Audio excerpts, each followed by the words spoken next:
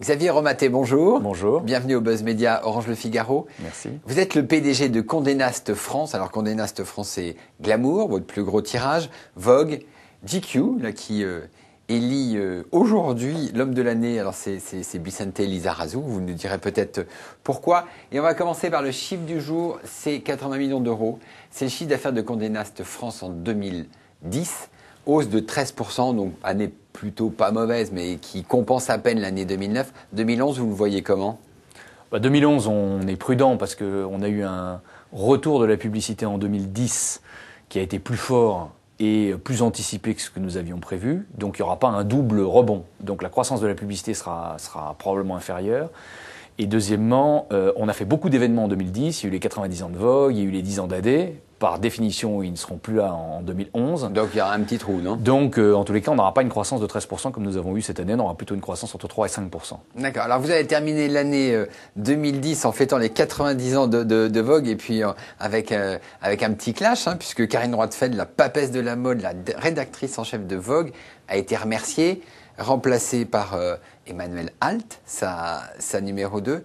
Est-ce que ça signifie, c'est la fin du porno chic? Est-ce que les annonceurs en avaient un peu marre comme ça d'aller à l'extrême, l'outrance de Karine Roitfeld?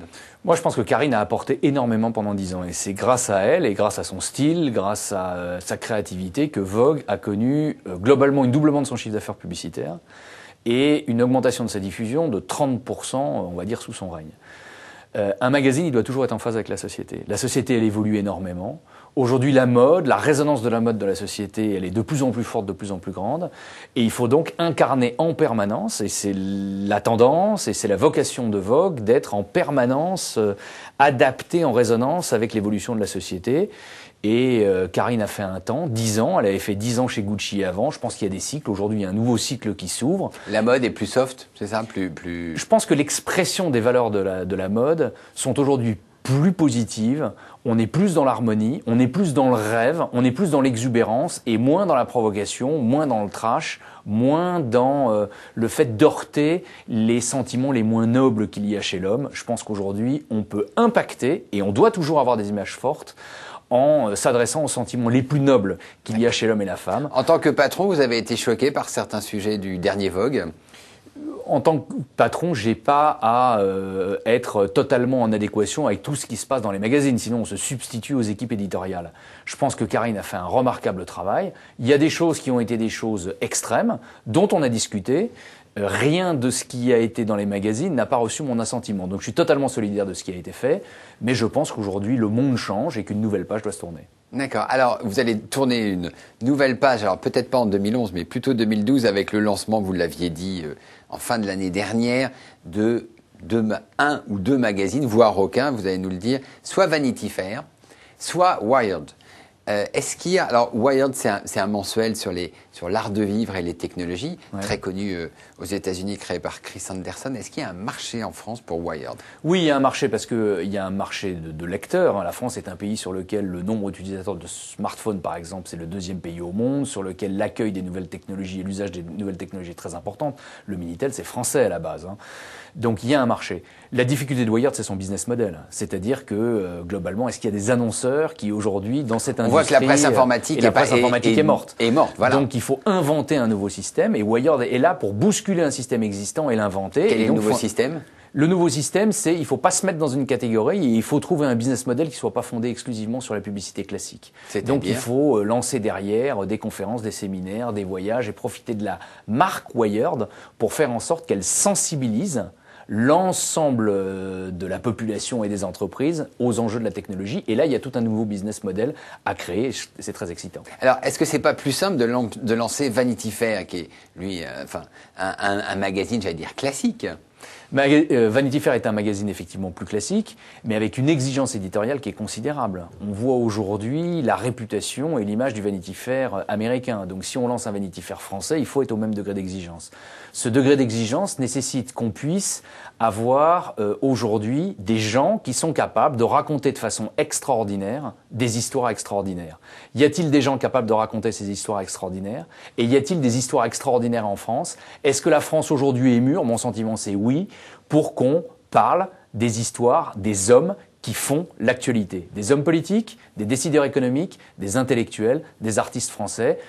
C'est pas la même sensibilité qu'aux États-Unis et tout le challenge, c'est l'exigence éditoriale et de faire en sorte que ces gens-là puissent se livrer. Et je crois qu'il y a aujourd'hui une exigence de la part des auditeurs et des lecteurs français pour avoir la réalité sur des vraies histoires. Et donc, lequel des deux allez-vous lancer? On est en train de travailler sur les deux sujets. Vous travaillez en parallèle? On travaille en parallèle sur les deux sujets. C'est-à-dire, c'est maquette, numéro 0, recrutement d'équipe? Non, c'est pour l'instant études, concept, études quanti, études quali, études des marchés publicitaires, études de l'environnement concurrentiel. Lequel des deux projets est le plus cher à lancer? Vanity Fair a une exigence éditoriale qui fait que le coût du projet est plus important que celui de Wired. D'accord. Alors, autre sujet qui peut être dans la réflexion, c'est l'état de la distribution de la presse. Vous venez de vivre en tant que patron de Presse Magazine un mois de novembre et décembre très compliqué avec des grèves. Qu'est-ce qu'il faut faire pour rétablir ça? Je pense qu'il ne faut surtout pas lâcher l'affaire. On est au début d'un process. Il y a une révolution technologique. Il faut maintenant passer à une réforme de ce qu'on appelle le niveau 2, diminuer le nombre de dépôts. Et il faut surtout redonner, revaloriser le métier de marchand de journaux. C'est inacceptable qu'un marchand de journaux, aujourd'hui, gagne aussi peu d'argent, n'ait pas le choix des quantités qu'il doit distribuer et n'ait pas le choix des titres qu'il doit distribuer. Il faut en refaire des commerçants. Il n'y a pas eu de croissance d'une activité économique s'il n'y a pas eu une modernisation des circuits de distribution. C'est vrai de la beauté, c'est vrai de l'alimentaire, c'est vrai de l'automobile, c'est vrai de tous les secteurs. Donc il faut une véritable révolution de notre système. C'est pas des mesurettes saupoudrées, c'est une réforme qui doit être menée et je crois que vous êtes optimiste? Oui, parce qu'Anne-Marie Couder a pris les choses réellement et je pense qu'aujourd'hui, devant l'état d'urgence, les éditeurs, qu'ils soient la Presse Magazine, la Presse Quotidienne, sont solidaires et comme on est le dos au mur, on n'a pas d'autre choix que de révolutionner le système qui aujourd'hui est Les grèves vous ont impacté? Bien sûr, vous l'avez mesuré ou pas? Comme tout le monde, aujourd'hui on n'a pas de chiffres, mais en tous les cas, bien entendu, on a perdu beaucoup de chiffres d'affaires puisque Paris n'était pas distribué et que nos lecteurs n'ont pas pu trouver nos magazines dans les kiosques. Xavier Romaté, je vous remercie et nous nous retrouvons demain avec un nouvel invité. Merci beaucoup.